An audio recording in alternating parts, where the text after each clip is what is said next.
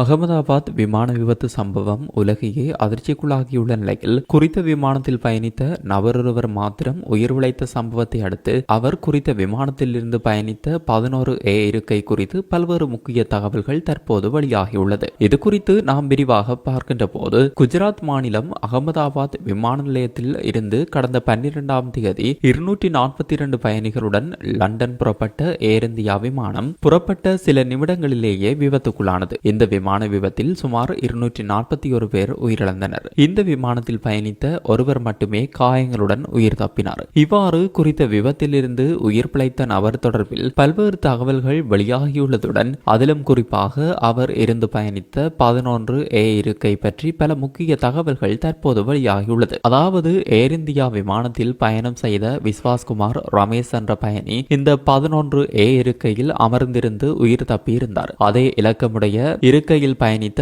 ஒரு பயணியும் 27 ஆண்டுகளுக்கு முன்னர் உயிர் தப்பியிருந்தார். ஆனால் அவர் பயணம் செய்தது ஏர் இந்தியா விமானம் அல்ல, ஏர்பஸ் 320, இருக்கை இலக்கம் 11 இதைவிட கடந்த 1998ஆம் ஆண்டு டிசம்பர் மாதம் 20ஆம் தேதி தாய்லாந்தில் இடம்பெற்ற விமான விபத்தில் பாடகரும் நடிகருமான ஜேம்ஸ் டுவாங்சாக் லோஜுசாக் உயிர் தப்பினார். அவருடன் மேலும் பலரும் உயிர் பிழைத்துக் கொண்டனர். ரமேஷை போலவே தாய்லாந்து பயணி ஜேம்ஸும் விபத்துக்கு பின்னர் எழுந்து நடந்திருந்தார். இவ்வாறான இருக்கை இலக்கம் 11 விமானங்களில் அதிர்ஷ்டமான இருக்கையா என்ற கேள்விகள் தற்போது மக்கள் மத்தியில் எழத்தான் செய்கின்றன.